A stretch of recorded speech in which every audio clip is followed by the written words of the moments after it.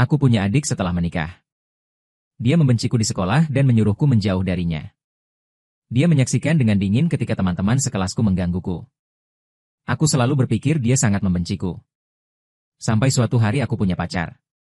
Dia mengetuk pintuku di tengah malam. Tersenyum dan bertanya pada kakakku, apakah kamu sedang jatuh cinta? Dan saat berikutnya, dia menahanku. Apakah tidak cukup mengertakkan gigi dan merekrutku? Ibuku bercerai dan menikahkanku dengan seorang paman. Paman punya anak perempuan bernama Bai Ningbing. Setahun lebih muda dariku. Ibuku bilang dia punya nilai bagus dan sangat bijaksana. Hari dia pindah ke rumahnya. Dia dengan sopan memanggilku kakak. Tersenyumlah dan bantu kami mengemasi tas kami. Ibuku tertawa. Seluruh ibu berbakti. Pemandangan yang menyenangkan dan hangat. Setelah orang tua keluar, semua berubah. Aku penasaran ingin menyentuh piala di kotak kaca. Bai Ningbing mendorongku, jangan sentuh barang-barangku. Dia berwajah dingin. Berbeda dari sebelumnya. Sejak itu, aku tahu dia tidak menyukaiku. Atau dia membenciku. Aku pindah ke sekolah Bai Ningbing. Kelas yang sama dengannya. Bai Ningbing tersenyum dan berjanji pada orang tuanya bahwa dia akan menjagaku dengan baik. Setelah memasuki gerbang sekolah, seolah-olah dia tidak mengenalku. Selalu jaga jarak denganku. Dia pria sekolah. Banyak anak laki-laki yang naksir padanya. Di mata mereka, dia cantik dan memiliki nilai bagus. Kepribadian ceria dan lembut. Tapi hanya aku yang tahu. Orang seperti apa dia? Aku lupa kunciku sepulang sekolah suatu hari. Bai Ningbing ada kegiatan klub. Aku pergi ke kelas kegiatan untuk menemukannya. Aku menabrak seorang junior yang menyatakan cinta padanya. Di tengah cemoohan orang banyak. Dia tersenyum pada mainan itu. Jangan lupa. Dengan lembut mengembalikan surat cinta dari sang adik. Dan kemudian dia melihatku. Berjalan ke arahku perlahan dengan senyum yang belum diambil kembali. Tanpa sadar aku mundur selangkah.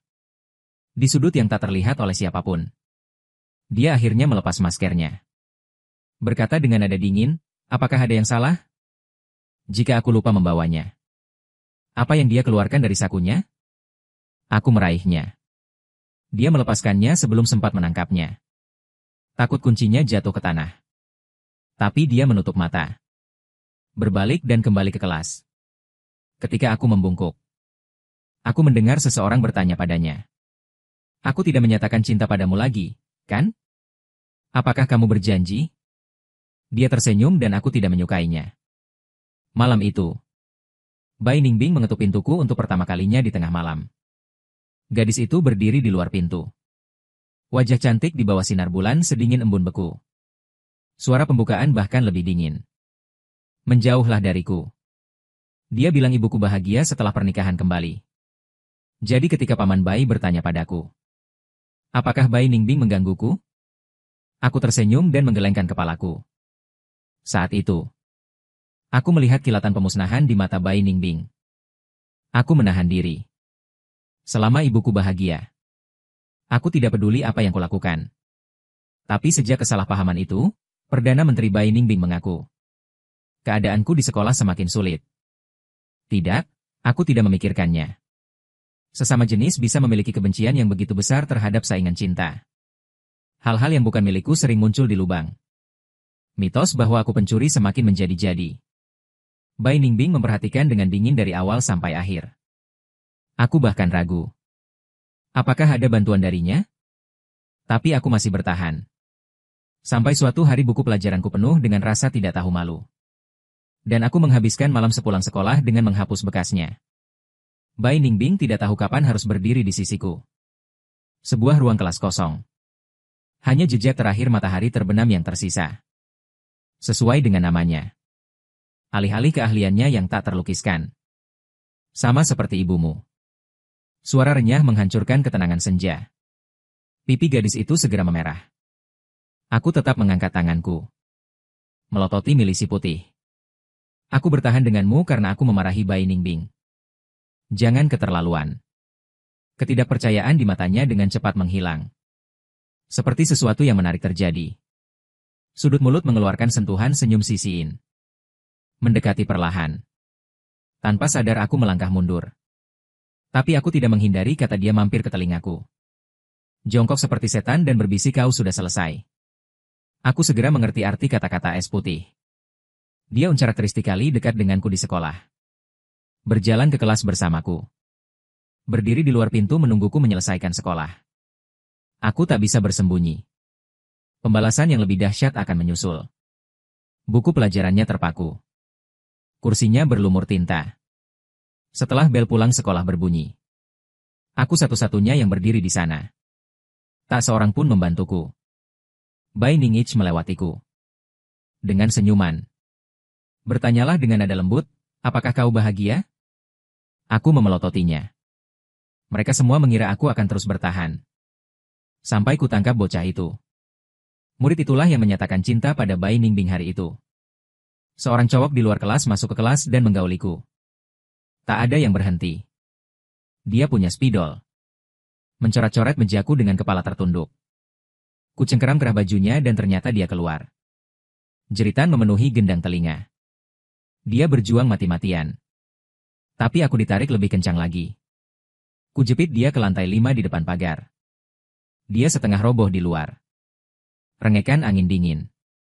Dia berlinang air mata. Maafkan aku. Aku tak berani lagi. Aku salah, kumohon lepaskan aku. Aku takut ketinggian. Panggilan ini menarik seluruh lantai murid untuk menyaksikan. Aku tak pernah melepaskannya. Dan akhirnya, dekan menarikku pergi bersama beberapa guru. Saat aku pergi, aku melihat es putih di kerumunan. Dia mengerutkan keningnya. Menunjukkan emosi yang tak bisa kubaca. Saat melewatinya, aku menunduk dan tersenyum. Penuh penghinaan. Setelah itu, aku bergelar orang gila. Tak ada lagi yang berani macam-macam padaku. Sikap Bai Ningbing padaku. Juga telah terjadi perubahan halus. Kelas matematika berakhir. Guru mengatur diskusi kelompok. Karena insiden orang gila. Tak ada yang mau bekerja sama denganku. Semua orang berkelompok 3 atau 5. Hanya aku yang membaca. Mau pergi bersamaku? Suara lembut terdengar. Aku mendongak dan melihat monitor Liu Ruyan. Aku tak tahu kenapa dia memperhatikanku. Tapi tetap mengangguk. Sepulang sekolah, Ruyan Liu bertanya dengan sangat wajar, apakah kamu ingin pulang bersama? Aku tidak mengatakan tidak. Oke. Berjalan ke gerbang sekolah. Seseorang menghentikanku dan ternyata aku adalah Bai Ningbing. Aku mengerutkan kening saat melihatnya mendekat. Dia berhenti tepat di depanku. Senyum yang sangat sabar bertanya, apakah kamu tidak mengerti aku? Ruyan Liu menatap kami dengan terkejut. Bai Ningbing sepertinya baru menyadari kehadirannya. Xiao Xiao tinggal dalam satu, dia belum selesai berbicara. Aku akan menyela saja. Kita tetangga, bukan? Ruyan Liu menggaruk kepalanya. Aku akan pergi denganmu. Setelah dia pergi, pemimpin Bai tiba-tiba mencibir tetangganya. Aku mengabaikannya dan berbalik pergi. Sejak saat itu, es putih semakin aneh. Di sekolah, selama Ruyan Liu bicara padaku, es putih akan muncul dalam beberapa menit. Seperti ini. Ini lebih menjijikan dari perundungan sebelumnya. Untuk menyingkirkannya, aku mencoba mendekat pada Liu Ruyan. Dalam prosesnya, dan aku dan dia menjadi teman. Dia baik dan lembut. Pikirkan orang lain sebelumnya. Itu Bai Ningbing, iblis kegelapan di hatinya. Keberadaan yang tak pernah bisa dijangkau. Hari Minggu adalah hari ulang tahun Ruyan Liu. Dia mengundangku untuk hadir. Kebetulan kedua orang tuanya maupun Bai Ningbing tak ada. Aku bersiap-siap untuk keluar. Pintu dibuka. Bai Ningbing kembali. Di bawah cahaya putih dingin ruang tamu. Tatap aku sejenak, mau kemana? Wajahku yang dingin tak ada hubungannya denganmu. Ketika lewat, Bai Ning memegang pergelangan tanganku dengan dingin dan melepaskannya. Aku mengerutkan kening. Aku bertanya, kemana kau akan pergi? Tak ada hubungannya denganmu. Dia menekanku ke dinding. Kembali menekan tombol. Dan lampu padam. Ruang tamu gelap gulita. Dalam gelap aku mengangkat tangan satunya. Tapi dia terjebak lagi. Memukulku lagi. Dia terkekeh dan merendahkan suaranya. Menghirup udara panas di telingaku. Jari-jari menyeka wajahku sedikit demi sedikit. Selama kau berani melakukannya, aku pasti akan membalaskan dendamku. Bahkan jika kau tak bisa melihatnya. Aku juga bisa membayangkan rasa puas diri di wajahnya saat ini. Kesenangan adalah memarahiku dan tertawa. Lalu mendorong kakimu ke atas. Menggigit tangannya yang gelisah dengan keras. Bai Ningbing mendesis. Mendorongku menjauh. Aku merasakan darah. Saat lampu menyala. Telinganya merah. Kemarahan melintas di mata. Tapi tak lama wajah itu terhapus di telapak tanganku. Darah di bibir. Sambil merobek bibir merahnya dan mencibir, "Kenapa kamu tidak menggigit ini?" Aku mengabaikannya. Berbalik dan keluar. Bai Ningbing tidak menghentikanku kali ini. Tapi selalu mengikutiku. Jalanan awal musim dingin suram dan dingin. Di bawah temaram lampu jalan. Dia seperti bayanganku tak jauh. Tak bisa menyingkirkannya. Berbelok di persimpangan. Kuangkat kaki dan berlari. Angin dingin tersenyum melewati telingaku. Kali ini ia tak menyusul. Tempat pertemuannya di sebuah KTV. Berdiri di depan kotak. Aku melepas mantel beratku. Memperlihatkan kemeja berwarna terang. Tarik napas dalam-dalam. Dorong pintu masuk. Liu Ruyan mungkin tak memberitahu semua orang bahwa aku datang. Saat aku muncul, semua orang berhenti diam-diam. Bahkan para murid yang sedang bernyanyi memegang mikrofon. Tercengang. Hanya backing track di kota gelap. Kesepian memikirkan Liu Ruyan adalah yang pertama memecah kekakuan. Fang Yuan berjalan ke arahku sambil tersenyum. Mata cerah. Aku tak menyangka kau datang. Aku mengangguk. Berhenti berdiri di situ. Dia menarikku turun. Lalu mendongak menatap teman sekelas yang bernyanyi. Lao Zhang, teruslah bernyanyi. Setelah lagu dimulai lagi. Kotak itu dikembalikan ke tanah pasang semula. Ada banyak botol anggur di meja. Sebelum aku datang. Mereka pasti sudah banyak minum. Bau alkohol di udara. Bercampur dengan bau segar gadis itu. Menghasilkan reaksi yang luar biasa. Pipi mentah sedikit merah. Selamat ulang tahun. Aku berbisik terima kasih. Dia menyipitkan mata dan tersenyum. Aku mengambil sekotak kecil hadiah dari sakuku. Dia terkejut. Bisakah kamu membongkarnya? Aku menganggukkan kepala. Ini hiasan kucing keberuntungan yang menyipitkan mata. Ketika saya pertama kali melihatnya, saya pikir dia sangat mirip dengan Liu Ruyan. Terima kasih, saya menyukainya. Dia tersenyum dan mengatakan bahwa sesekali seseorang melayangkan mata ingin tahu. Tapi mereka semua diblokir oleh Ruyan Liu. Ini sudah transfer begitu lama. Dan untuk pertama kalinya, saya merasa seperti berada di tengah keramaian. Seolah-olah saya tidak pernah terisolasi. 2 lagu selesai. Beberapa anak laki-laki datang ke monitor sambil tersenyum. Teman sekelas lain ada di sini. Ayo angkat. Ruyan Liu mengangguk setuju. Perasaanku tiba-tiba tidak enak. Ketika wajah Bai Ningbing muncul. Pernapasan hampir berhenti. Dia punya band-aid di tangannya. Ketika saya memasuki pintu, saya dikelilingi oleh beberapa anak laki-laki. Semua tersenyum. Katakan sesuatu dengan lembut. Buat mereka terkikik. Dan dia muncul perlahan dan dia berhenti tepat di depan saya. Ada orang di sini? Dia menunjuk ke kursi kosong di sebelahku. Tidak ada yang menjawab untukku. Bai Ningbing duduk dengan sangat alami. Aku menegakkan punggungku. Cobalah untuk menjauh darinya di celah sempit. Ruyan Liu tidak menyadari anomali di antara kami. Sebaliknya, cukup ajukan pertanyaan yang tepat. Anda adalah tetangga. Mengapa Anda tidak datang bersama? Saya memiliki wajah yang dingin, kami tidak saling mengenal.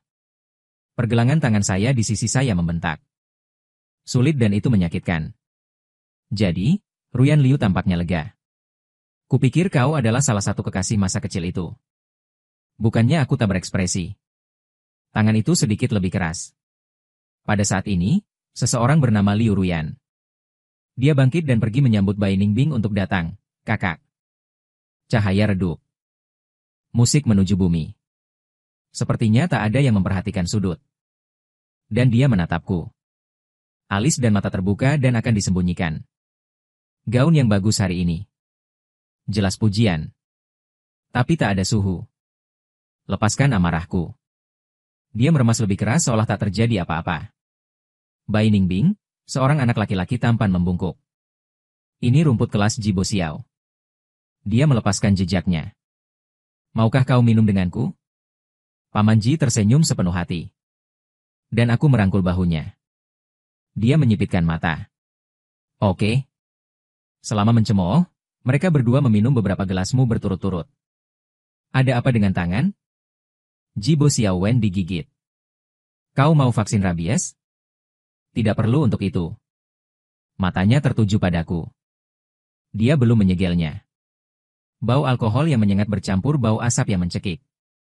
Aku sangat muak. Bangun dan tinggalkan kota itu. Sampai angin dingin berhembus melintasi wajahku. Aku baru sadar. Tanpa mantel. Tapi aku tak mau kembali. Hanya berdiri di bawah di jalan selama beberapa menit. Terdengar langkah kaki di belakangnya. Ruyan Liu berlari. Di luar dingin. Kau lupa pakaianmu. Dia mengangkat mantelku dan ragu-ragu. Wajah dan kaki merah menyelimutiku. Aku mencium aroma berumput yang samar dan manis. Dia tidak pergi.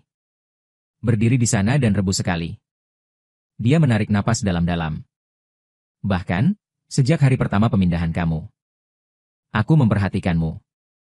Tapi saat itu, monitor menginterupsinya dengan suara malas. Bai Ningbing juga turun di beberapa titik. Berdiri di depan pintu melawan cahaya. Aku tidak bisa melihat dengan jelas, seseorang mencarimu. Tiba-tiba seseorang muncul. Ruyan Liu salah tingkah. Hampir tersandung saat berbalik pergi.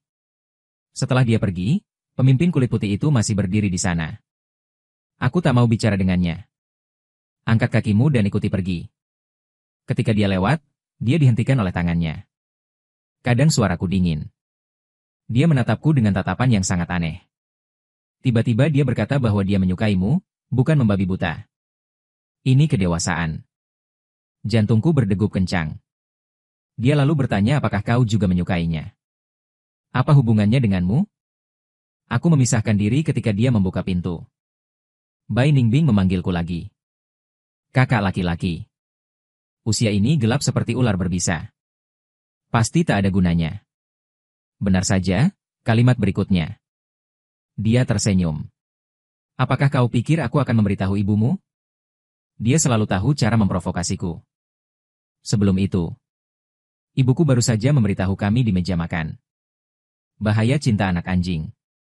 Kau pikir aku takut? Dan dia menatapku. Dengan senyum yang tak bisa dijelaskan di matanya. Dia melambaikan band-aid. Tiba-tiba mengalihkan topik pembicaraan, kau gigit ini lewat.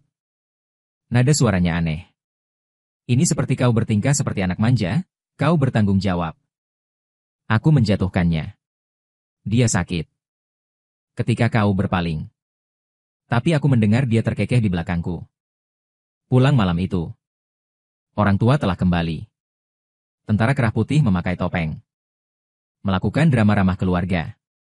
Tapi di sudut mereka tak bisa melihat. Bertanya padaku dengan suara rendah apa yang baik darinya. Dan aku tertegun. Baru dia sadar bahwa dia bertanya pada Ruyan Liu. Aku mencibir. 1000 kali lebih baik darimu karena kekesalan. Di bawah cahaya putih yang dingin. Dia menyipitkan mata. 4 Xiao Fei tersenyum dan menarik sudut mulutnya. Penuh emosi aku tidak mengerti. Benarkah? Matanya seolah melihat menembus diriku. Tapi kakak. Kita adalah jenis orang yang sama, bukan? Aku selalu berpikir aku melakukan pekerjaan dengan baik. Bahkan ibuku tidak tahu. Bagaimana orang lain bisa melihat itu? Tapi Bai Ningbing mengucapkan sepatah kata. Menarikku ke masa lalu yang tidak ingin kuingat. Aku tidak asing dengan bullying yang dialami di sini. Kecuali kemudian aku adalah penonton yang acuh tak acuh. Bahkan ada aku di dalamnya. Sebelum transfer. Seorang gadis bernama mesin cuci pernah menyukaiku. Keluarga seperti keluarganya memiliki latar belakang. Bentuk geng di sekolah. Semuanya diselesaikan dengan kekerasan. Ada seorang gadis di kelasku yang selalu mendorongku ke samping. Aku memberitahu mesin cuci. Sejak saat itu, gadis itu tak pernah mengalami hari yang baik lagi. Awalnya, aku merasakan dendam. Tapi sampai dia menghadangku dengan bekas luka di seluruh wajah dan mata merahnya. Apakah hanya dia yang mati? Aku rela melepaskannya. Tiba-tiba aku terbangun. Tapi aku belum sempat menghentikan mesin cuci.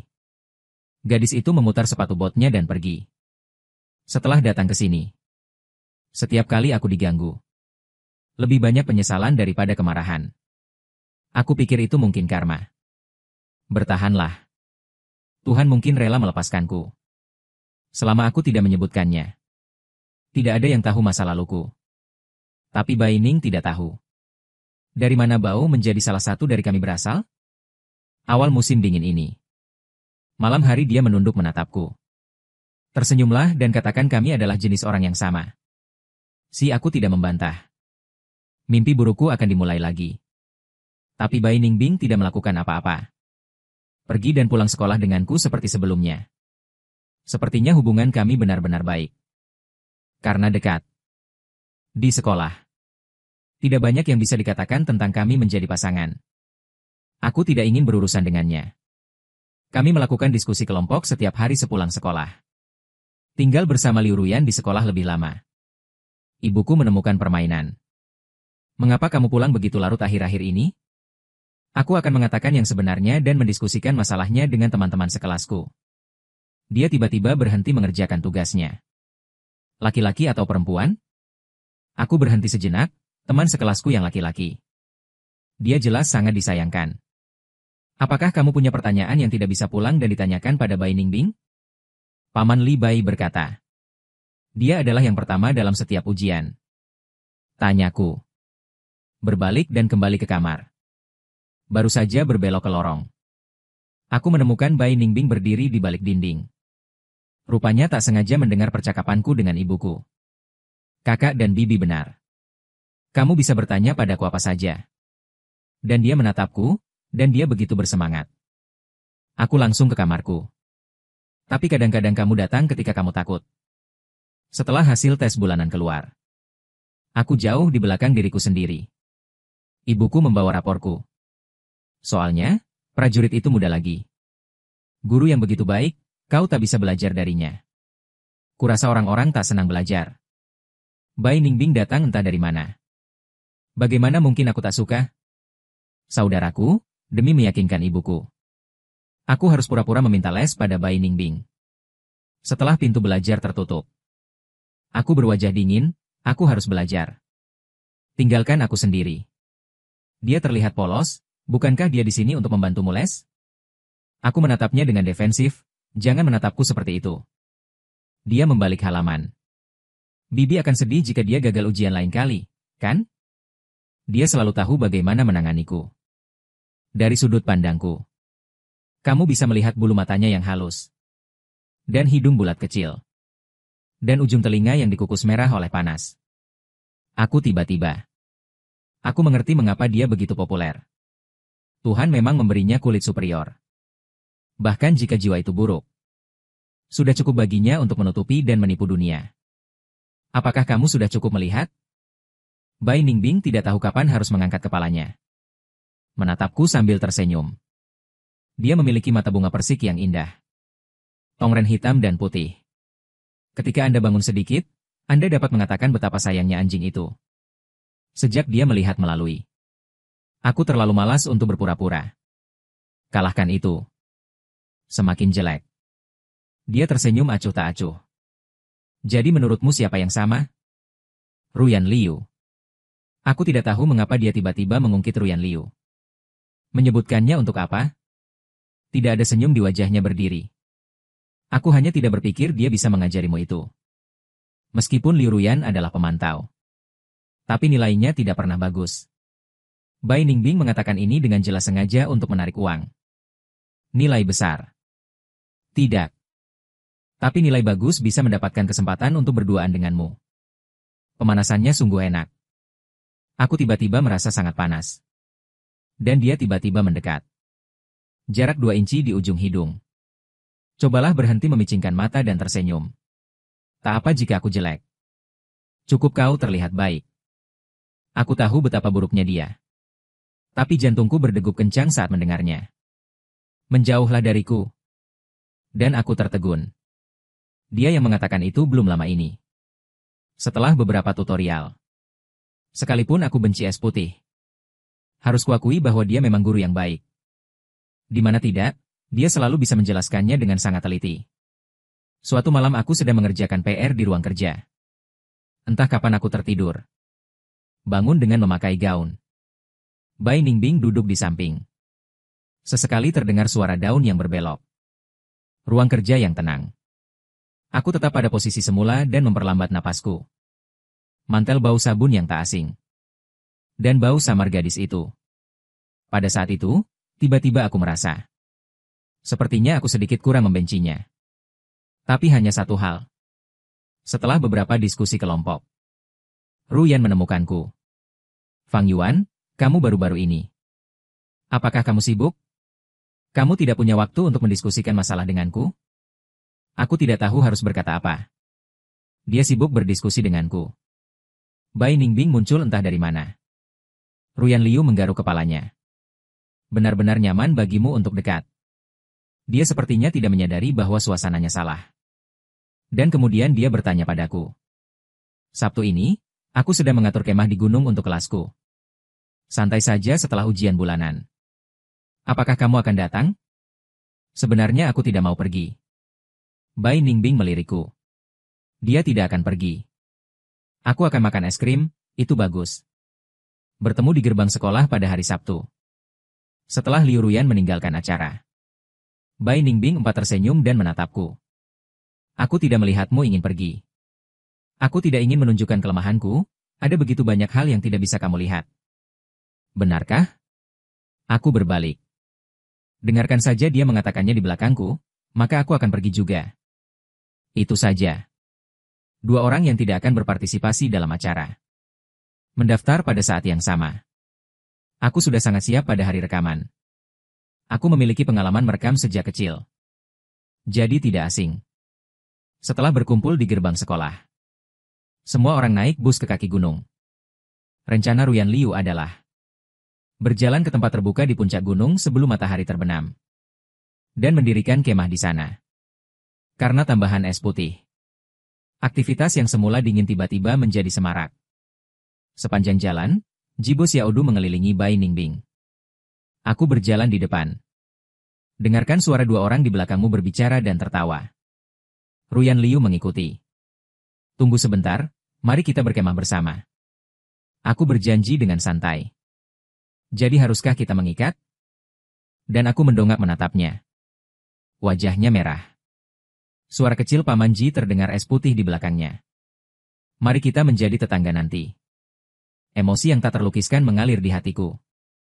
Aku tidak akan berbicara dulu. Entah apa yang dipikirkan Bai koagulasi. Sampai aku sadar telah kehilangan jimatku. Dia tidak berbicara. Biarkan aku membantumu menemukannya bersama. Ruyan Liu menawarkan diri. Jimat itu adalah hadiah ulang tahun dari ibuku. Aku selalu membawanya. Aku menggelengkan kepalaku.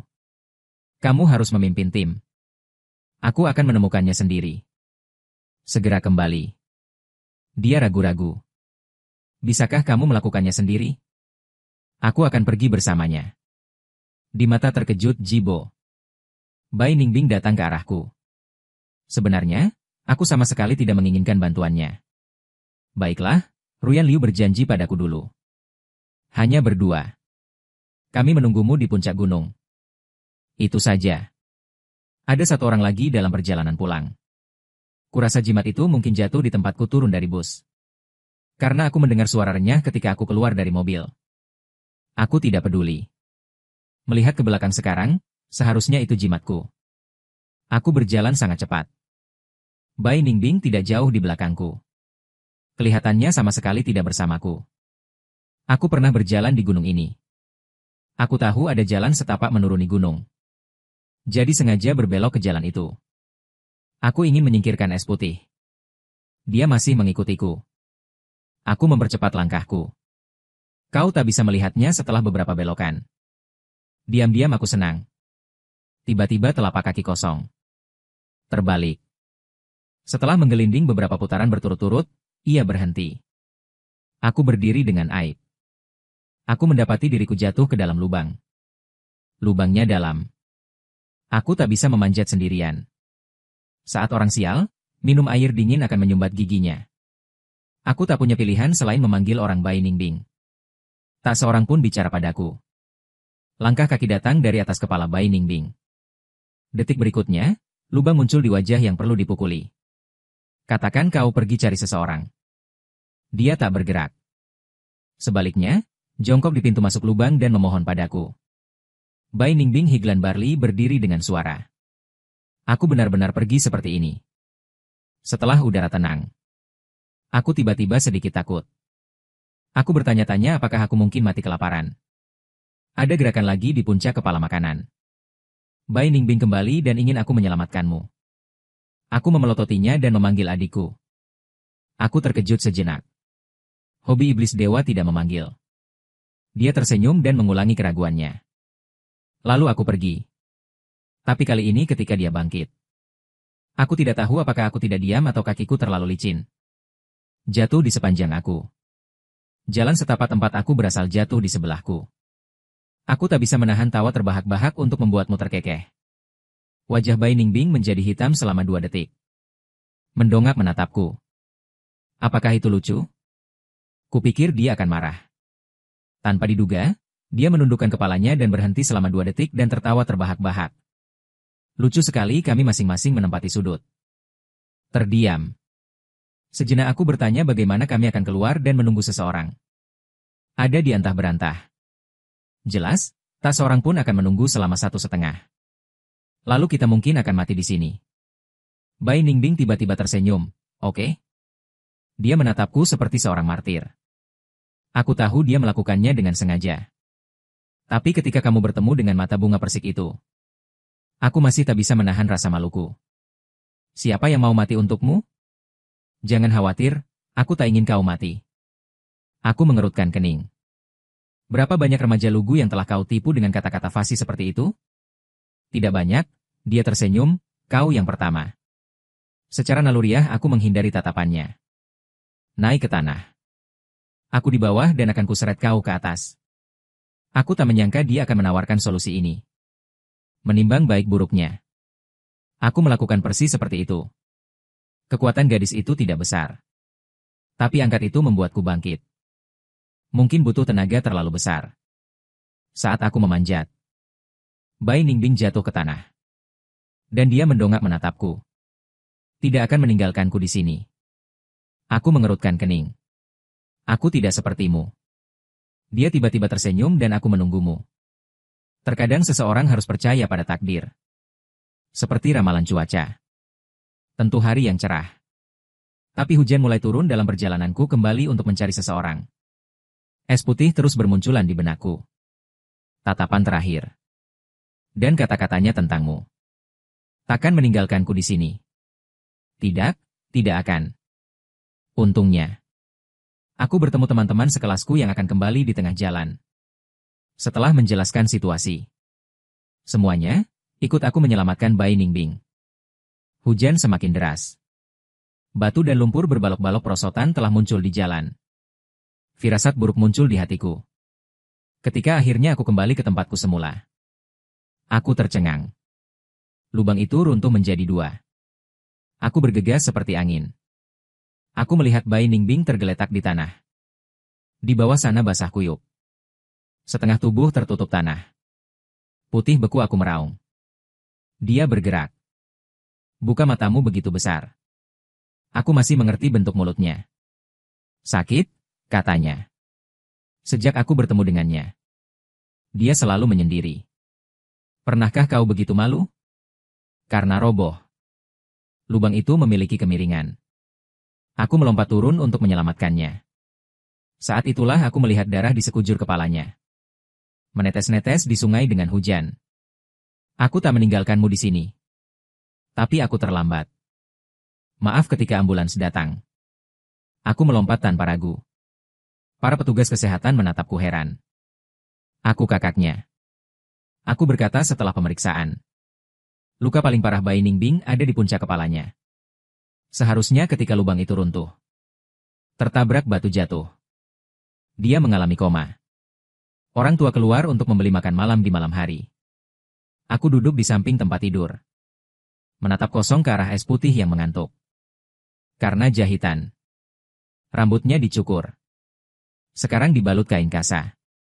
Kelihatannya menyedihkan dan lucu. Tapi aku tak bisa tertawa. Kusentuh ujung jarinya di sisi tubuhku. Penuh kesejukan. Maaf, aku berbisik. Di bangsal yang sepi. Dan yang kembali padaku hanyalah bunyi klik mesin pemantau. Demi mengamati Bai Ningbing, ia tinggal di rumah sakit selama beberapa hari lagi. Tepat sepulang sekolah akhir-akhir ini. Aku akan bergegas ke rumah sakit sesegera mungkin. Hancur di kepala. Es menjadi jauh lebih damai. Setelah aku muncul, dia tidak mengatakan apa-apa. Sepertinya aku tidak melihatku. Aku juga tidak berharap dia mengatakan apa-apa padaku. Hanya menjaga paman Bai sebentar. Duduk di bangsal mengerjakan pekerjaan rumah dengan tenang. Dan pada hari ketiga, aku datang. Seorang wanita aneh muncul di bangsal. Aku berdiri di depan pintu. Mendengar suaranya yang lembut ketika dia berbicara dengan Bai Ningbing. Detik berikutnya, Bai Ningbing mencabut jarum infus. Hancur gelas di atas meja hingga rata dengan tanah. Aku segera mendorong pintu dan bergegas masuk. Paman Bai masuk bersamaku. Dia mengangkat wanita itu dan mendorongnya keluar. Wanita mulai memberi tip. Panggilan dan hanya penampilan lembut yang berbeda satu sama lain. Lalu akhirnya aku melihat wajahnya dengan jelas. Gila bengkok tapi sangat mirip dengan wajah Bai Ningbing. Setelah paman Bai menyeret wanita itu pergi, aku baru menyadari es putih. Aliran darah di punggung tangan yang berkelok ke ujung jari. Haruskah aku menariknya kembali ke ranjang rumah sakit dan berbaring? Dia berbaring sekilas. Aku memanggil perawat untuk mengobati lukanya. Dan kembali menginfusnya. Dia sangat pendiam sepanjang waktu. Tidak ada perlawanan. Tidak disangka baik. Ada ketidaknyamanan? Aku memintanya menatap langit-langit dan tak menjawab. Pecahan janggut kaca di tanah. Aku berbalik dan mencoba mengenyahkan ini. Kudengar dia tiba-tiba bicara. Dia bertanya apakah luka itu sakit. Jantungku berdegup kencang.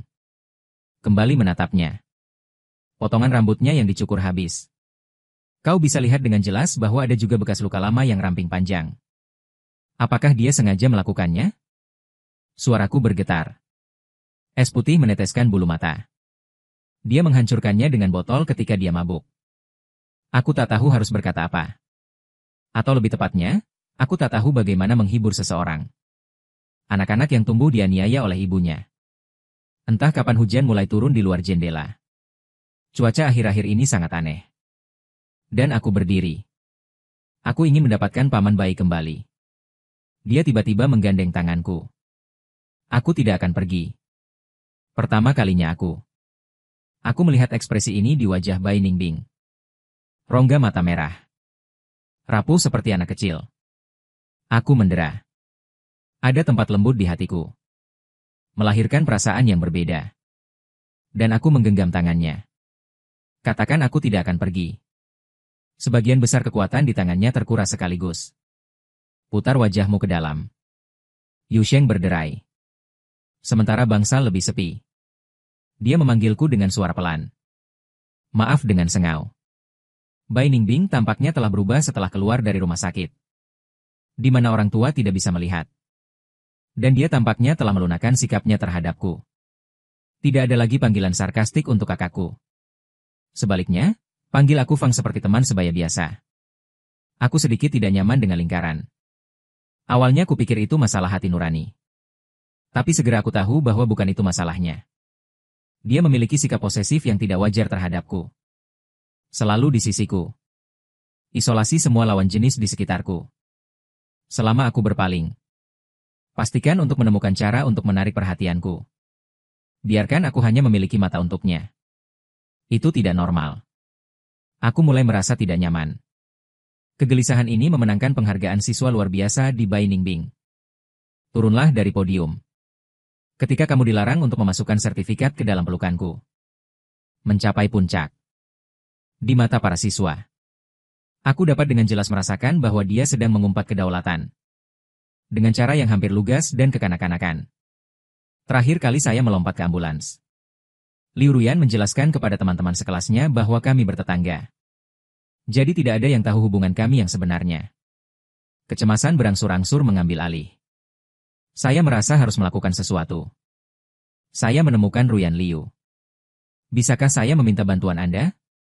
Minta dia menatapku bingung. Bisakah kamu berpura-pura menjadi pacarku? Wajah Ruyan Liu memerah. Tapi dalam tatapanku yang mendesak. Dia mengiyakan tanpa bertanya lagi. Untungnya, di bawah publisitas sengaja saya. Desas-desus tentang saya dan milisi kulit putih hilang. Ini mengikuti. Ini tentang hubungan saya dengan Ruyan Liu. Bagaimana mereka bisa bersama? Ruyan Liu selalu menyukai Fang Yuan, tidakkah kamu tahu? Bai Ningbing juga menyukainya. Itu mungkin rumor. Sekelompok gadis di kelas sedang berdiskusi. Kamu sedang menatapku. Selama ini, saya sengaja menghindari Bai Ningbing. Melakukan semuanya dengan Liu Ruyan. Dan es putih juga tidak seperti biasanya. Tidak ada waktu untuk mengikuti saya. Sebaliknya, saya sering menginjak titik ke sekolah. Kadang-kadang bahkan terlambat. Karena dia mendapat nilai bagus. Guru menutup mata. Tapi hari ini ia berpapasan dengan pistol dekan. Sudah berapa lama kelasnya? Aku sangat bangga menjadi yang pertama di kelas. Dekan membarikadnya di pintu kelas. Kurasa aku bisa melakukannya. Lain kali aku bisa mengikuti tes pertama. Jika biasa. Tentara Kerah Putih harus mengatakan sesuatu yang menyenangkan sambil tersenyum. Memberi muka pada dekan. Tapi belakangan ini, dia menguasai dirinya dengan kekuatan. Atau mungkin dia terlalu malas memakai topeng untuk menyamar. Dia tanpa ekspresi. Dekan melihat. Akhirnya, aku menangkapnya dan mengkritiknya. Kemarahan meninggalkan kalimat bakat tanpa kebajikan. Membuatnya berdiri di depan pintu sampai keluar dari kelas. Itu dia. Setelah Bai Ningbing masuk ke kelas. Membawa angin dingin. Aku tidak bisa tidak melihat kembali padanya. Ini seperti dia merasakan sesuatu. Hanya mendongak. Mata dingin. Bertemu untuk pertama kalinya. Ketika dia memintaku untuk tidak menyentuh barang-barangnya. Aku segera menarik kembali pandanganku. Aku terganggu sepanjang hari. Mulai bertanya-tanya apakah itu hal yang benar untuk dilakukan. Pada akhirnya, aku tetap menegaskan pendekatanku. Bahkan jika Bai Ningbing memberitahuku, masalah besar hanya kritik. Tapi begitu aku membeku dengan Bai, hubungan di antara mereka mulai memburuk. Ini bencana yang tidak bisa diubah. Aku tidak bisa membiarkan itu terjadi. Cintaku dengan Ruyan Liu. Apakah Bai Ningbing tidak memberitahuku? Semuanya sama seperti sebelumnya. Kecuali es putih yang telah menjadi dingin lagi. Aku jatuh. Setelah beberapa hari. Lambat laun menetap. Dan dia menegaskan kembali pendekatannya. Bai Ningbing menjaga jarak denganku. Bukankah itu sesuatu yang tidak bisa kuminta sebelumnya? Malam harinya, ibuku menyiapkan makanan mewah. Sampaikan salam pada Bai Ningbing, makanlah lebih banyak untuk mengisi tubuhmu. Jika di masa lalu. Kesan bahwa dia pasti tersenyum. Dan mereka melakukan persis seperti itu. Tapi kali ini dia hanya mengiyakan. Dia meninggalkan meja tanpa makan banyak. Apakah Xiao Bing dalam suasana hati yang buruk akhir-akhir ini? Ibuku bertanya, mungkin karena tekanan belajar. Paman Bai menjawab. Terakhir kali ibu kandungnya berada di bangsal. Media yang aku dan Paman Bai sama-sama memiliki pemahaman diam-diam, bukan? Ibuku menatapku. Fang Yuan, sepertinya kamu masih belum bekerja keras. Aku mengangguk asal-asalan. Ibu akan mengikuti tes SIM baru-baru ini. Kamu bekerja keras dengan ibumu. Aku berbaring di tempat tidur di malam hari. Memikirkan perubahan prajurit Kerah Putih. Dia harus melihat bahwa aku memiliki hubungan dekat dengan Ruyan Liu. Aku tidak tahu persis langkah mana yang kulihat. Tapi sekarang sikapnya yang acuh tak acuh terhadapku. Itu sudah hasil yang kuinginkan. Sudah cukup. Saat aku sedang berpikir, tiba-tiba aku mendengar ketukan di pintu. Malam-malam yang tenang sangat jelas. Aku tidak bergerak. Terdengar ketukan lagi di luar. Takut membangunkan orang tuaku, aku segera bangkit dan membuka pintu. Seperti yang diharapkan, Bai Ningbing berdiri di luar pintu. Dan dia menunduk menatapku. Terlihat wajah tersenyum di dekat sinar bulan. Aneh dan jauh. Tanpa sadar aku mundur selangkah. Dengarkan saja dia tersenyum dan tanyakan pada kakaknya jika kau sedang jatuh cinta. Aku membuka mulut. Baru saja akan bicara. Dia tiba-tiba maju selangkah. Dan membantingku ke dinding. Tak cukup bagi Fang Yuan merekrutku. Sentuhan dingin punggung merasuki seluruh tubuh. Tapi di depannya adalah suhu tubuhnya yang terik. Ia menggertakkan giginya. Suara itu dekat di tangan. Di bawah sinar bulan yang dingin. Ia memiliki mata yang merah. Aku mencoba meronta. Tapi aku takut terlalu banyak bersuara untuk membangunkan orang tuaku. Ia tak melepaskannya. Sebaliknya, perlahan angkat kepalamu. Bernapas semakin dekat. Aku tak bisa kembali. Rasa malu yang tak bisa dijelaskan menerpa seperti gelombang. Ketika ujung hidungnya hampir menyentuhku. Aku memalingkan wajah. Suara itu bergetar dan membeku putih. Aku adalah kakakmu. Dan ia pergi untuk bank. Entah sudah berapa lama. Ia melepaskan langkah kakiku yang mundur. Dengan senyum panjang dan getir, ia berbalik dan pergi. Kembali ke kamar yang sunyi. Aku perlahan merosot ke tanah. Jika saya membenci kontol putih, Anda bisa mendorongnya menjauh. Jauhi dia seperti pada awalnya. Tapi mengapa saya repot-repot? Temukan Liu Ruyan untuk berpura-pura menjadi pacar. Kenapa dia mendekat? Tekankan bahwa aku adalah saudaramu. Dalam kegelapan. Seolah hanya detak jantung yang menjawabku. Lagi dan lagi. Setelah 2 minggu berkencan dengan Liu Ruyan. Saya menawarkan untuk putus. Ini sangat tidak adil bagimu. Saya dengan tulus meminta maaf. Melakukan sesuatu yang sangat disengaja. Saya tidak mampu membeli kepala putih Liu Ruyan lagi dan lagi. Jangan minta maaf. Setelah direbus, saya akan menggaruk kepala dengan malu-malu. Bahkan, saya juga memiliki keegoisan.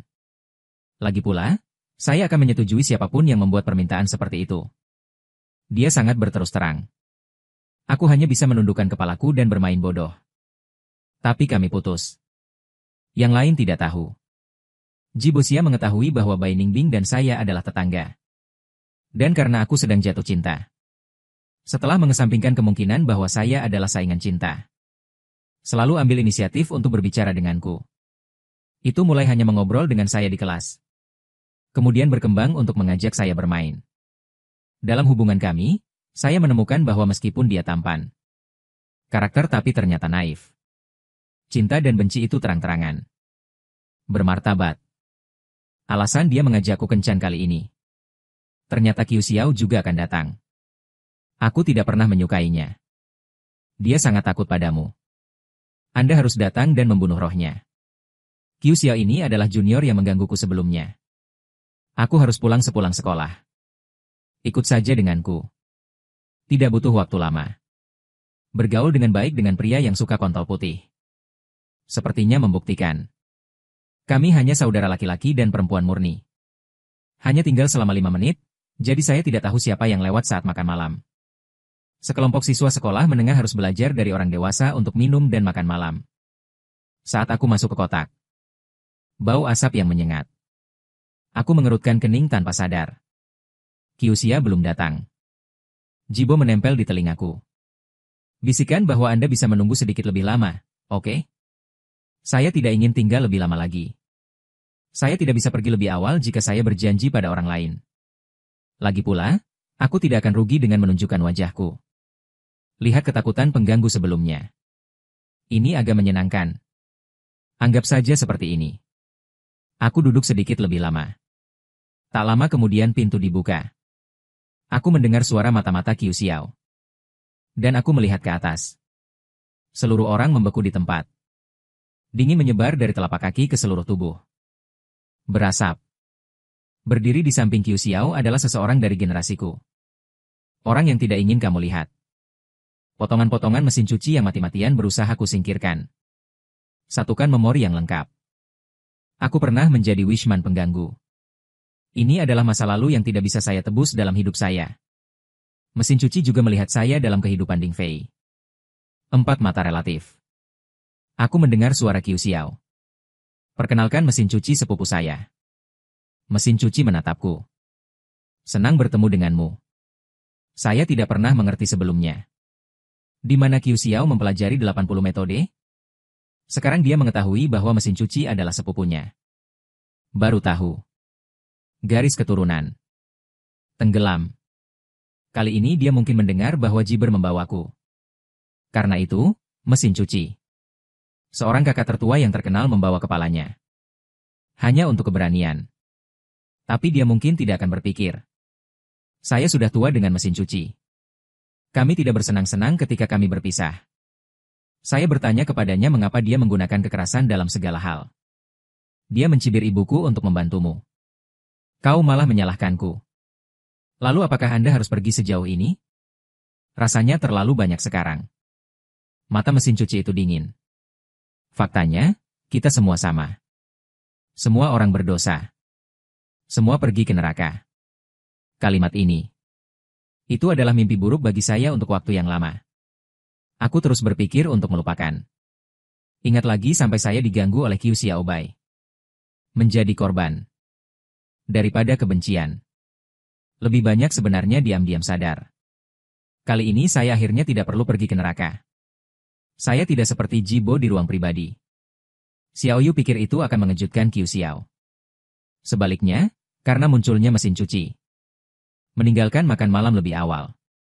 Berjalan keluar pintu. Aku hampir berlari sepanjang jalan. Tapi saya masih mengendarai mesin cuci dengan sepeda motor. Berhentilah dengan saudaraku. Dalam deru mesin. Saya dipaksa untuk berhenti. Ada apa? Saya waspada. Dia melepas helmnya. Dia memiringkan kepalanya dan memberi isyarat ke gang ke samping untuk menggoda. Aku tidak bergerak. Sekali sebelum mentransfer. Dia menarikku ke gang gelap. Biarkan sekelompok orang menekan saya. Dapatkan tangan Anda pada saya. Untungnya, saya berlari keluar waktu itu. Dia tersenyum dan mengangkat tangannya untuk menyentuh bahuku. Aku menghindar. Dia berbalik dan mematikan rokok, masih begitu keras kepala. Aku melangkah mundur. Mengamati kemungkinan rute pelarian. Dia terbanting ke depan untuk menghalangi pandanganku. Dulu membuatmu berlari. Sekarang kamu mencoba menjalankan satu. Aku hanya merasa sangat sakit. Dia sepertinya mendengar sesuatu yang lucu. Apa katamu aku menyuruhmu keluar? Kamu sialan merayu kematian. Mengatakan dia adalah strategi. Adik kecil maju. Sosok yang kukenal bergegas maju. Persetan dengan tentara di depanku. Coba gerakan dia. Mesin cuci membeku selama beberapa detik. Siapa kamu? Dia merayu kematian dan menyapu dengan pukulan telak. Dan aku berseru. Darah berceceran kepala pembekuan putih dengan mudah lolos. Serangan balik dari serangan balik. Pukulan kuat di wajah menyerang. Dia mulai mimisan. Sementara dia kesakitan.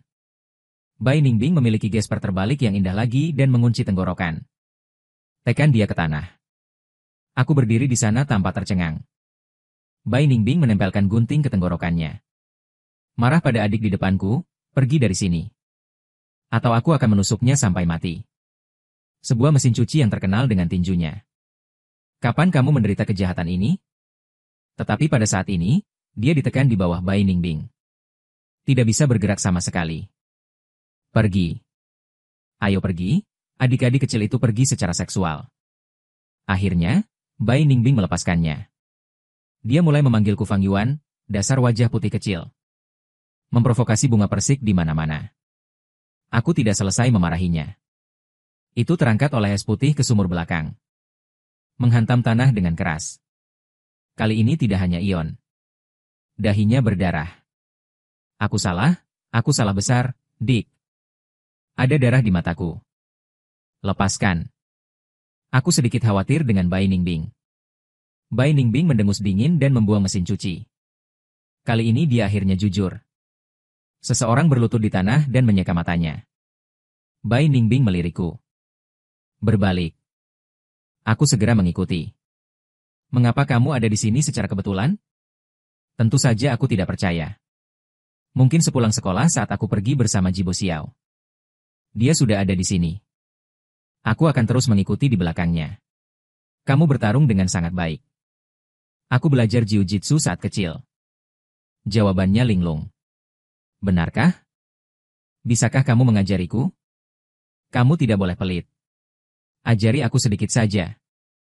Apakah kamu bosan?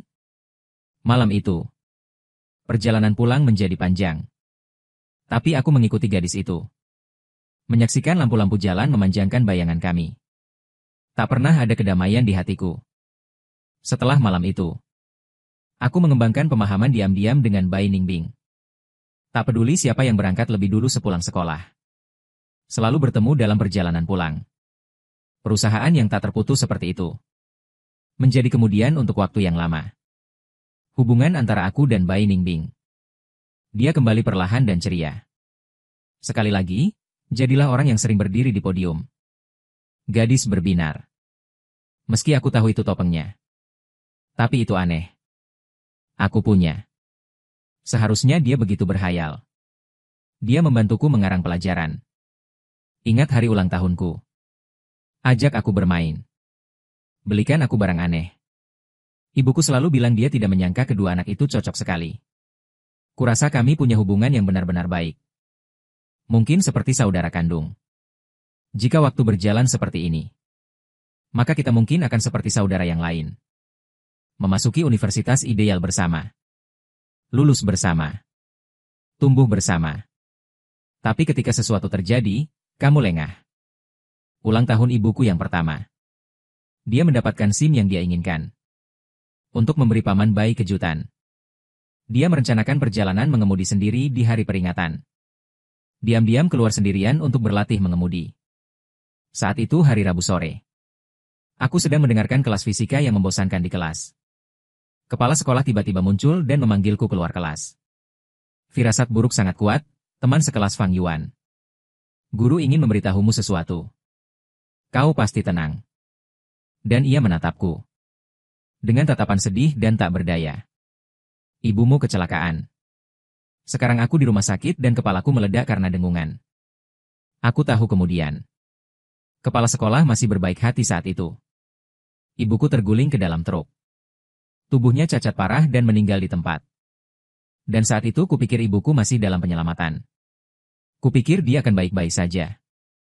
Maka sesampainya aku di rumah sakit. Ketika dihadapkan dengan mayat dingin. Pemadaman radikal. Aku tak punya apa-apa. Sekarang aku bahkan tak punya ibu kesayanganku. Aku tak ingat seperti apa rasanya.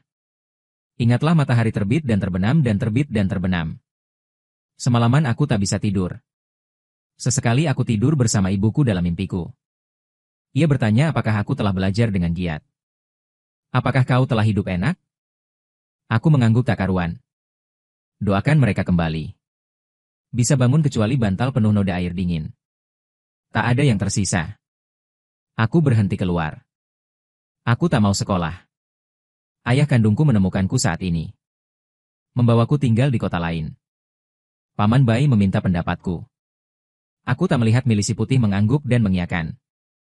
Meskipun ayah kandung telah memulai sebuah keluarga. Tapi dibandingkan ayah tiriku, hidup bersamanya sepertinya lebih bisa dibenarkan.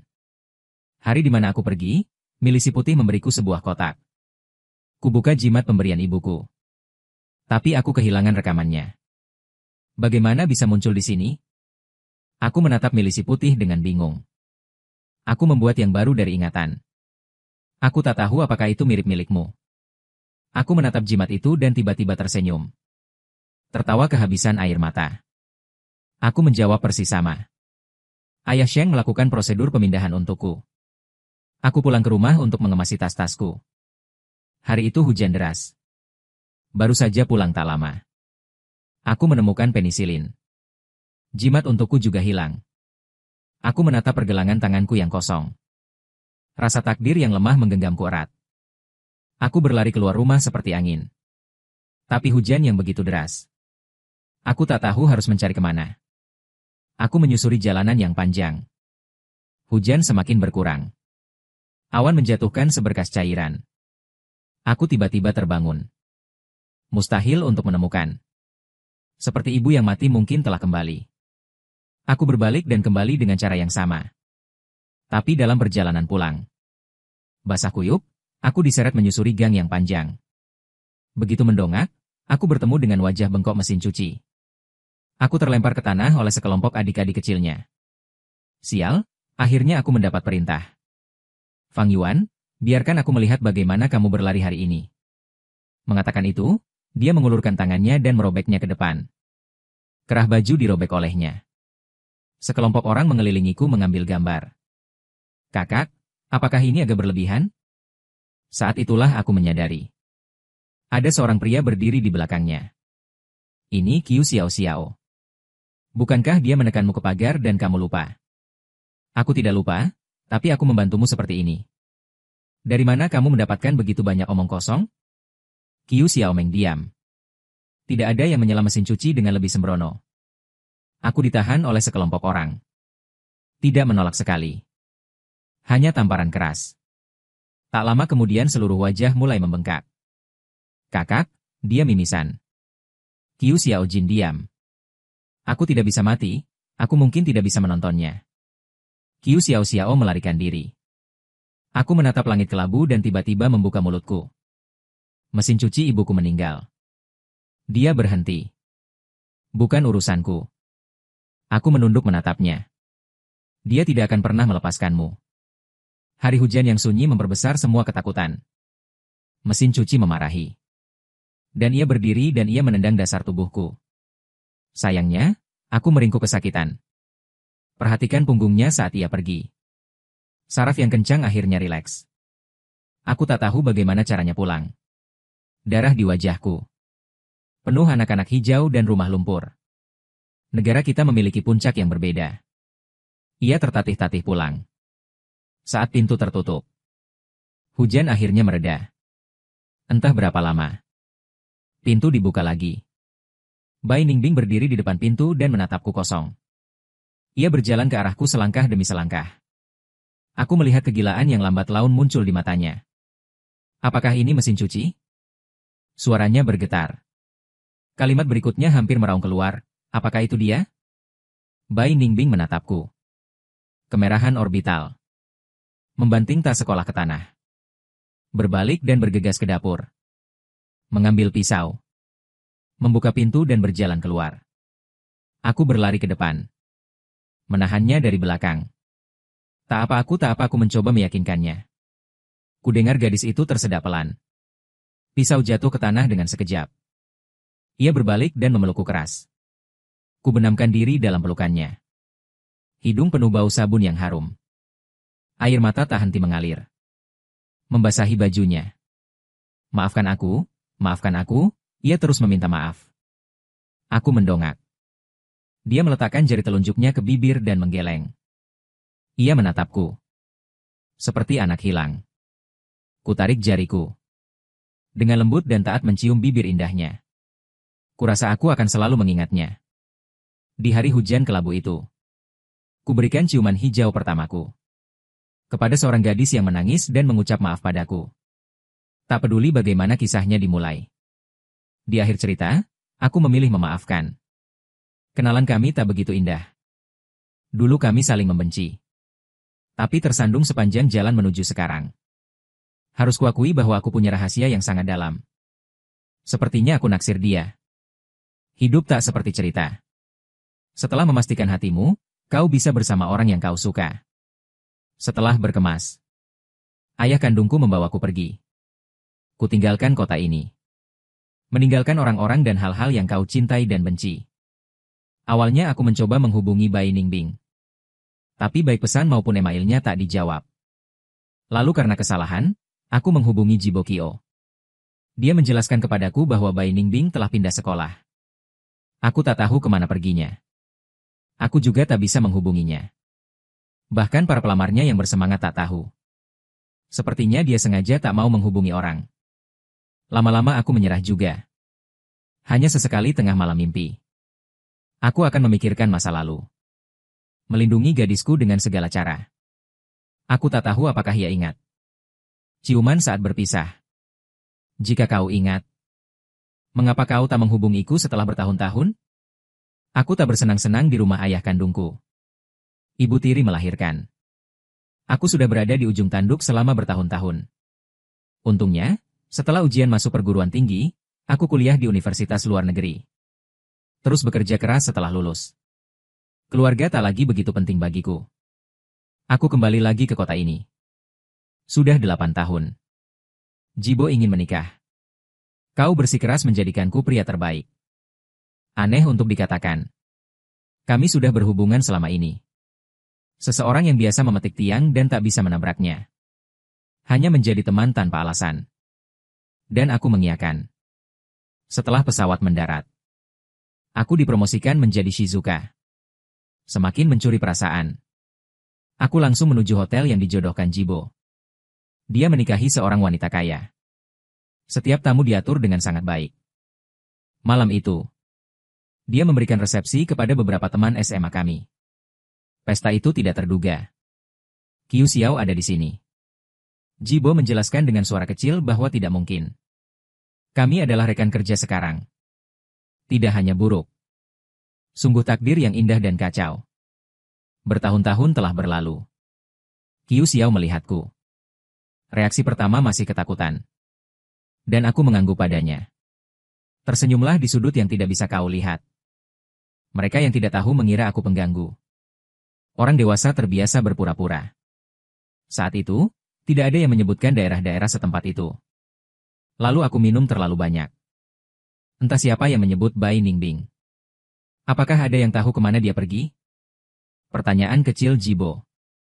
Semua orang menggelengkan kepala. Wajah Qiu Xiao berubah. Baik kecil maupun bertanya. Bukankah Liu Ruyan mengatakan bahwa kamu dan Bai Ningbing bertetangga? Omong-omong, kenapa Ruyan Liu tidak ikut denganmu? Akan ditanya. Apakah karena saya sekarang pacar dan pacar dengan Liu Ruyan? Kami bertemu secara tak terduga 2 tahun yang lalu. Dia mengejarku dengan keras. Usia yang tepat. Orang yang tepat. Saya menjawab ya. Kami berbicara seperti ini selama lebih dari setahun. Disipasi dopamin. Hubungan kami mulai memiliki pertanyaan tentang satu jenis atau lainnya. Pertanyaan. Masalah ini meletus ketika ibunya datang. Dia selalu memiliki masalah denganku. Dan Liu Ruyan terjebak di dalamnya. Semuanya berpihak pada ibunya. Sebagai anak perempuan. Dia tidak salah. Sebagai orang penting lainnya. Dia tidak memenuhi syarat. Sebelum datang ke sini, aku sempat bertengkar dengannya soal itu. Dia menatapku dengan kening berkerut, dan aku hanya punya satu hati. Tapi ada banyak orang di dunia ini yang ingin kucintai. Bisakah kau berhenti bersikap tak masuk akal? Hatiku menjadi dingin.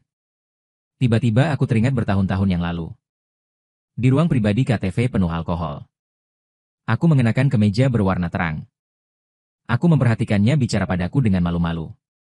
Gadis dengan bau rumput yang samar-samar hilang. Bukannya. Ia adalah cinta untuk setiap orang.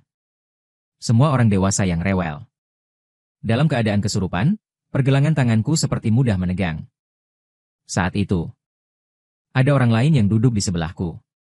Tersenyumlah dan katakan padaku, "Kakak, kau sangat cantik hari ini." Dia akan menyelamatkanku dulu dalam bahaya. Akan melindungiku dari orang-orang jahat. Akan kehilangan akal karena aku terluka. Bertahun-tahun. Kupikir aku telah lupa. Tapi sekarang aku sadar bahwa aku tak bisa melupakan Ruyan Liu. Aku ingin memberitahunya. Ini seperti mengatakannya pada diri sendiri. Jika kau telah dicintai 100%, kau tahu. Cinta seperti ini tak akan pernah bisa diterima. Dia berhenti. Tanya dirimu sendiri yang telah mencintaimu 100%. Aku menunduk. Tak menjawab orang itu. Entah di mana dia. Entah apakah kini dia tengah jatuh cinta pada orang lain. Aku hanya tahu. Dalam ingatanku, dia akan selalu tampak seperti remaja. Selamanya pertengkaran. Bersemangatlah. Akhirnya, aku menatap Ruyan Liu. Berpamitan. Menghadapi masalah Jibosia. Aku hanya tersenyum. Dia sibuk. Begitukah? Dan mereka tertawa. Tidak pernah mengungkit pertanyaan lagi. Nama Bai Ningbing. Sepertinya telah dilupakan lagi. Sama seperti bertahun-tahun yang lalu. Merencanakan pernikahan bisa menjadi tugas yang kompleks. Kaki Paman Ji yang sibuk tidak menyentuh tanah. Mobil itu jatuh dan tidak bisa diperbaiki tepat waktu. Dia melemparkan kuncinya padaku. Tolong bantu aku mencari tempat untuk memperbaikinya. Aku tidak bisa tidak membantunya. Aku menemukan garasi berperingkat tinggi. Melaju mobil melewati. Setelah penjelasan singkat tentang situasi, mereka mulai merombak. Aku bosan duduk di depan pintu dengan kepala tertunduk dan ponsel diputar. Seorang wanita berjalan di depannya. Perasaanku tiba-tiba kuat. Kepala bawah sadar terangkat. Wanita langka di industri ini. Dia memakai jas mekanik. Memakai topi dan masker. Lihat ke bawah dan periksa mesinku. Ini bukan tentang mengatakan sesuatu pada rekan di samping. Aku berdiri dan berlari mendekat. Pria itu mendongak. Bahkan jika dia hanya menunjukkan sepasang mata. Bahkan setelah bertahun-tahun.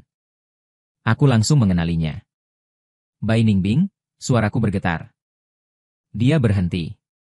Kau seperti tak mengenalku. Sedikit mengernyit. Mana yang kulepas topengku?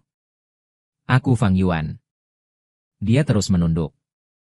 Dia muntah samar-samar. Kutahan tubuhku yang gemetar. Aku tak mengerti kenapa dia pura-pura tak mengenalku.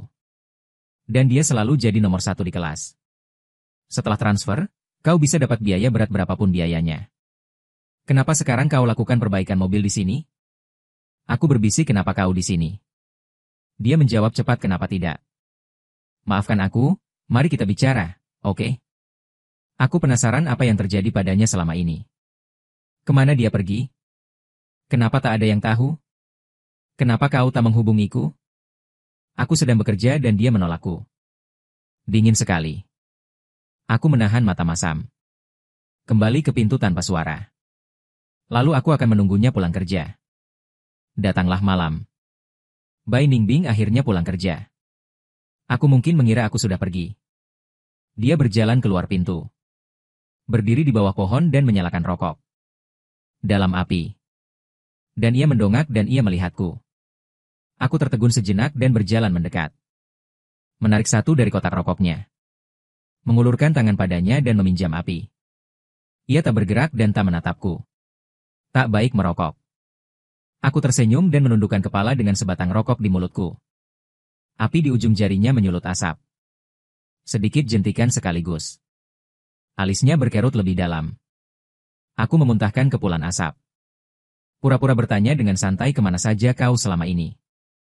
Ia melumat habis puntung rokok. Dagu yang sedikit terangkat dengan bangga. Sudut mulut mengeluarkan jejak 4 senyuman. Untuk beberapa saat. Sepertinya aku melihat bekas milisi kulit putih. Dia melewatiku dengan menyamping. Tinggalkan yang keren no comment. Selama berhari-hari. Aku muncul untuk memperbaiki model itu. Aku ingin tahu selama ini. Apa yang terjadi dengan Bai Ningbing? Tapi dia kecuali mengatakan bahwa mobilmu telah diperbaiki. Dia tidak pernah mengatakan apa-apa lagi padaku. Hari ini aku menunggu di depan pintu lagi sampai malam. Bai Ningbing berganti pakaian sendiri. Memakai topi sweater.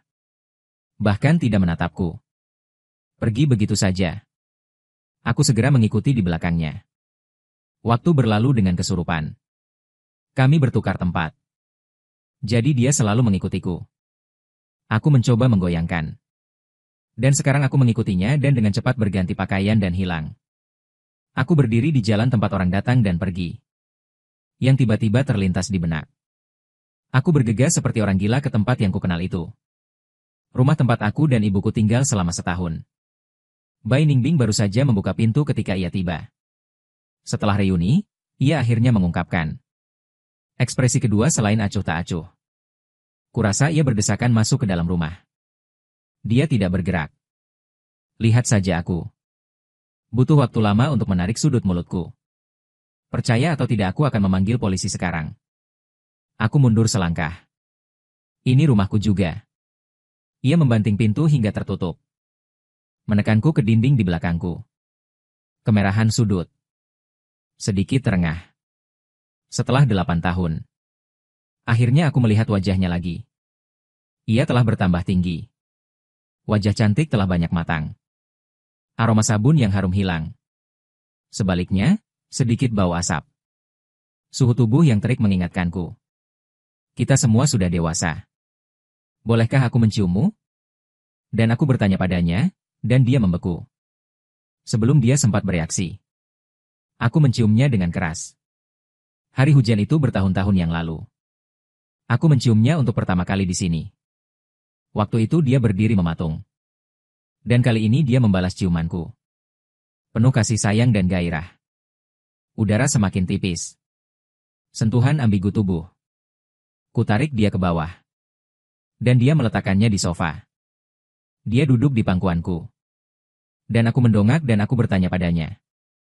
Jari telunjuk di rambutnya. Menyentuh bekas luka itu. Seperti menekan beberapa tombol. Kami berhenti perlahan. Bagian bawah kotak dahi sedikit terengah-engah. Bai Ningbing, kemana saja kamu selama ini? Bai Ningbing masih belum memberitahuku. Dia menurunkanku di hotel malam itu. Dan tinggalkan pesan, jangan mendatangiku di masa depan. Tentu saja aku tidak akan pergi ke kiri. Setelah itu, aku lebih sering pergi mencari Bai Ningbing. Dan dia sukses menulis artikel bersama rekan-rekannya. Mereka tidak tahu kisah antara aku dan para prajurit kerah putih. Mengira aku jatuh cinta padanya pada pandangan pertama. Bersaing mencari ide. Belakangan, aku bertanya tentang pengalaman prajurit kerah putih. Sudah hampir setahun dia di sini. Sepertinya sudah dikenalkan oleh teman bos. Pintar sekali, kamu bisa mempelajari semuanya. Terkadang tuan kita harus berdiskusi dengannya. Aku terlihat terkejut. Aku tidak terkejut. Dia menduduki puncak tangga lagu di SMA. Bagaimana tidak pintar? Tapi mereka tidak tahu bahwa sebelumnya. Apa yang dilakukan prajurit kerah putih? Dia tidak pernah mengungkitnya. Selama ini aku muncul di depan milisi putih setiap hari. Meskipun dia tidak peduli. Tapi aku bisa melihat dia melakukannya dengan sengaja. Saat aku menatap mataku. Dia akan selalu mengintipku. Saat aku berbaur dengan rekan-rekannya. Dia menusuk mereka pergi. Beri mereka banyak pekerjaan. Bahkan, setelah bertahun-tahun. Dia tampaknya tidak berubah sama sekali. Perilaku ini dapat dilacak. Kecuali bahwa dia tidak berbicara tentang pengalaman masa lalunya. Hari ini. Jibo Xiaola, sekelompok orang terbaik kami meninggal, rumah orang terbaik. Aku tidak pergi mencari Bai Ningbing. Cobalah untuk mencoba. Jibo Xiaohu. Lalu menunjuk ke setelan pengantin pria. Kamu pasti terlihat bagus dengan setelan ini. Apakah kamu ingin mencobanya? Tidak, cobalah. Aku tidak ingin melihat diriku dalam gaun pengantin. Seperti apa rasanya? Aku menatap gaun itu dan tidak berkata apa-apa. Cobalah pemandu belanja. Jika Anda suka, Anda bisa mencobanya. Aku didorong ke ruang ganti. Setelah jas itu tiba-tiba pas dan diganti. Jibosia menarikku untuk menata rambutku lagi. Ketika penata rias merias aku. Ponselku tiba-tiba berdering. Ini nomor asing. Koneksi keraguan. Wei Fangyuan ternyata suara Qiu Xiao. Ada apa? Tidak apa-apa cemberut. Aku menutup telepon. Bahkan, es putih runtuh saat itu. Dan aku menahan napas. Qiu Xiao terus mengatakan bahwa dia menemukan sepupuku saat itu. Dia kalap dan menusuknya beberapa kali. Belakangan, Bai Ningbing divonis beberapa tahun penjara. Tidak layak. Jadi tidak ada yang mengatakan apapun. Termasuk sepupuku. Dengar di sini.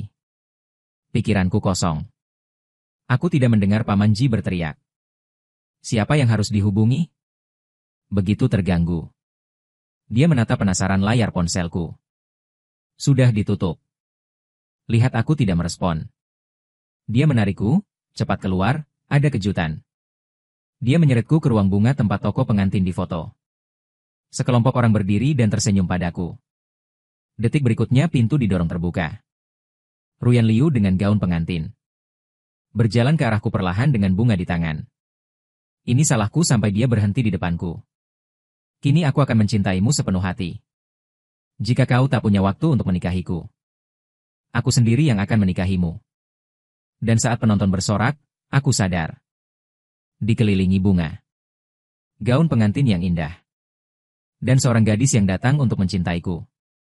Lamaran pernikahan yang sempurna. Tapi pikiranku penuh dengan orang lain. Layar terus berkedip kembali. Itu sekitar 8 tahun yang lalu. Jadi sekitar 8 tahun kemudian.